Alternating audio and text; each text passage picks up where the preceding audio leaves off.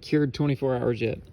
I'm pushing down with all my force, and I think I made like just a tiny little mark in here. So that is how concrete's supposed to be. This hasn't even, again, this says it wasn't even poured 24 hours ago. So this has been setting up since Sunday. Solid as a rock.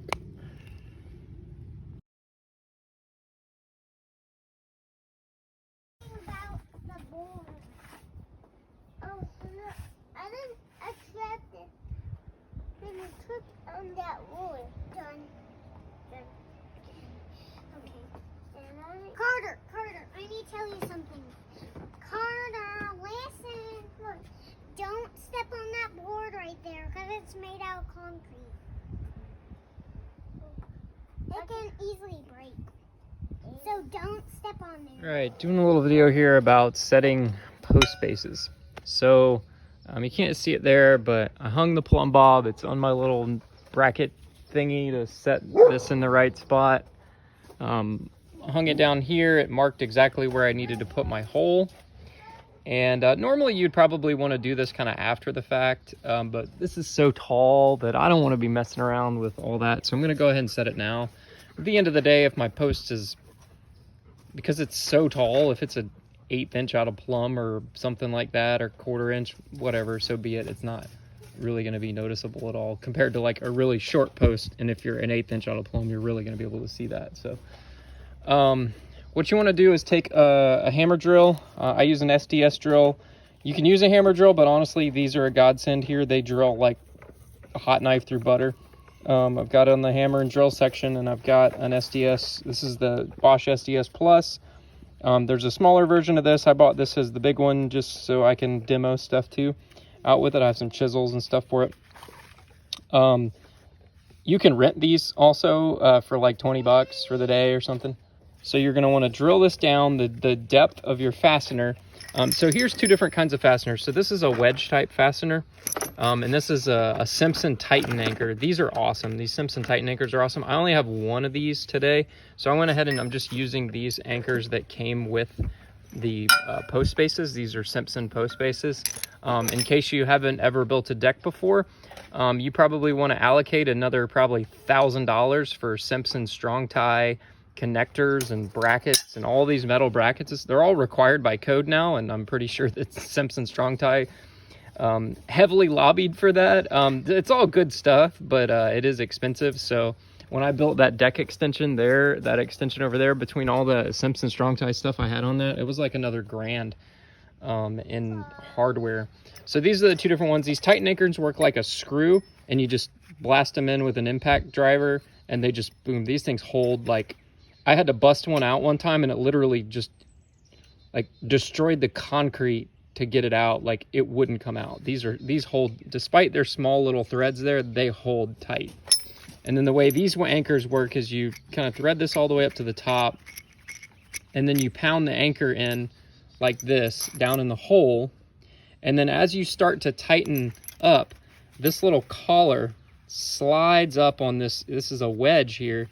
And this collar slides up on there and basically pushes out on the outside of the hole. So as you tighten this nut down, it tightens up, and eventually you can't tighten it anymore. And as you can see here, I mean, it's bent down there. So this thing is on solid. So again, you hang your plumb bob down, you find your spot where you need to drill. And then once you marked that, you drill your hole out, you set your bracket on, get it centered up. There you go. My son just dropped the plumb bob in place. They love playing with this thing. And then you drill your hole and you drop in your anchor. And you want to make sure your anchor goes down past, you can't really see it here. Now you can. So that it doesn't protrude up. Otherwise you may have to like notch out a little hole in the bottom of your post. When you set your post on this is going to pull your post up out of the dirt. Or, you know, so the end of your post won't come into contact with anything that could wick up moisture. And then you just use, you can either use, there's specific nails for these, or Simpson also makes actually screws that you can use for this. That's what I used on my other deck, was the screws. They're just a lot faster. So either one. So that's how you set your post bases. Keep banging.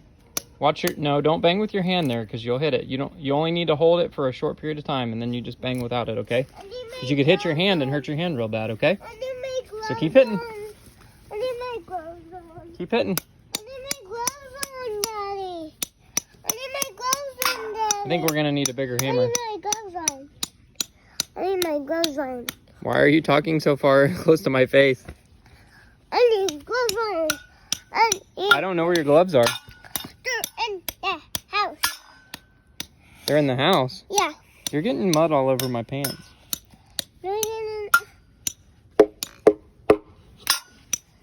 Alright guys, so what we're doing here, this has been a fun act of lifting. Got my dad over here helping me out. That one was a bear because that's a 14-foot long post right there. Or, well, not 14, it's like 13, 12 and a half, something like that. So we put these braces across. I had to put, because this post is not centered on the deck, but this one is. So I had to build a brace across here and a brace across there, and then I braced those and I put a brace on this one. We're actually doing is I'm building a catwalk right here to walk across.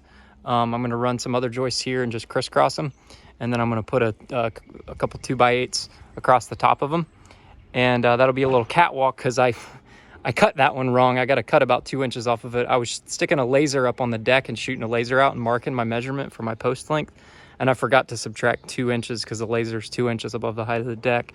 So these are right, but that one's not. So I got to climb up there, I got to cut that, and then we're going to set our beam on top of this and start doing it one ply at a time, one piece at a time, setting the beam up there, and then we'll start putting everything together. Once we get our beam set, then we can start hanging our rafters across. Obviously, we're going to have to take down this railing here on the front side in order to start hanging the rafters and take these ankle braces off, these knee braces. But we're working up little by little. Wait, I'm on the wrong side of the railing here. Sitting on a homemade platform. Shout out to Todd Swaggerty at Yellow Letter HQ. About 12 feet off the ground here. I probably should have fall protection, but I'm straddling this post pretty good here. I mismeasured this post and I had to cut it up here on top of the post. That was a pain in the butt. Thank God for rafter hooks on your saw. This Milwaukee hypoid is pretty awesome, or Makita hypoid saw is pretty awesome. So.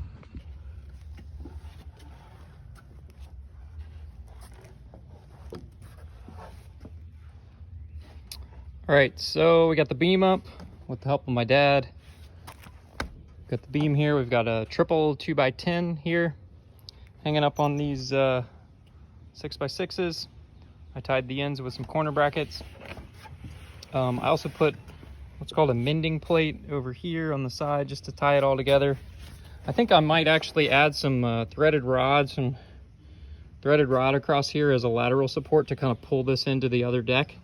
And then I'm going to do some cross bracing on the sides here just to cross brace it and tie it in to tie both of these together. My little catwalk worked awesome.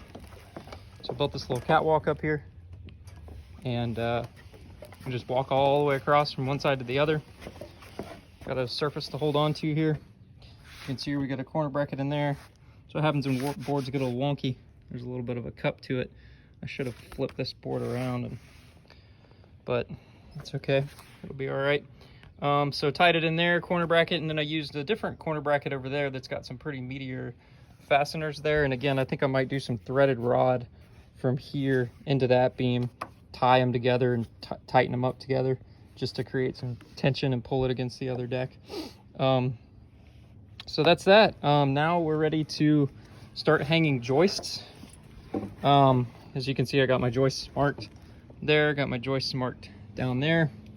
I'm gonna have to remove these braces here, these knee braces. I have to take that light down. So tomorrow I'll start taking all this stuff down. Let's take this railing down, pull it off, and hang all the joists across. So I'm gonna call it quits for the night. That's enough for today. See you tomorrow.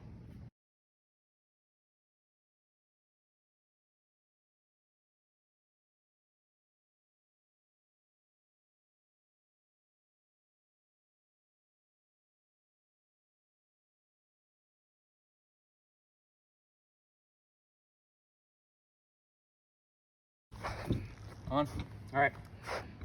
So you see here how this board is bowed out like that? So this is how you pull it back in. You pull the board up like this. You put the screw in at an angle like that.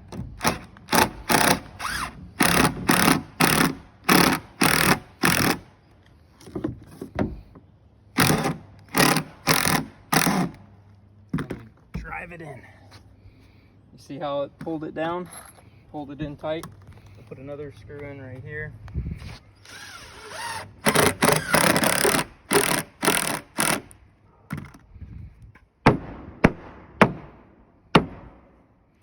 You also want to make sure all your boards are tight together, because as they dry, they're going to shrink across the grain. Boards don't shrink with the grain, they shrink across the grain. So butt them all tight together, and as they shrink, your gaps will form. All right, so we got the extension on here. I had to rip a little 2.5 inch piece on there, but it's all right. It's all going to get covered up by a little curb, so you won't even see it. Not a big deal. There we go. We had to get a little creative, so this beam on the outside was kind of tilted out like this a little bit. So I had to use a strap, a ratchet strap, a big ratchet strap, and kind of crank it back that way and bend it back into place. And then we screwed in all of our joists. We set the joists, we set all the hangers first. So we set all the hangers across. We use a joist as a template. And now keep in mind, some joists are not exactly all 7 1/4 inches. So we had to adjust some of them. And then we set them all in, dropped them into place, and then we had to crank that beam into place and then screw the joist into the side of the beam on either side. And that held it straight up and down. So had to get a little creative there, but worked out fine. So tomorrow, I'm done for the day. It's late. We're gonna set our posts tomorrow. And then we can go ahead and hang our beam up here tomorrow.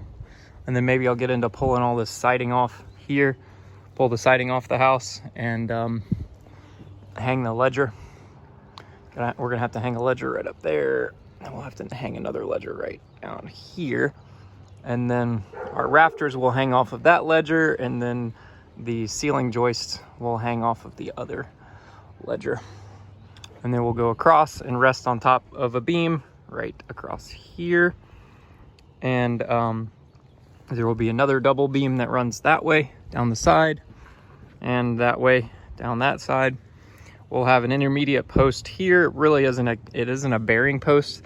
It's more of just an intermediate post. So we'll have a post there, post in the middle, post there, and then we'll have another post right here in the middle, and that will actually frame out the door opening. So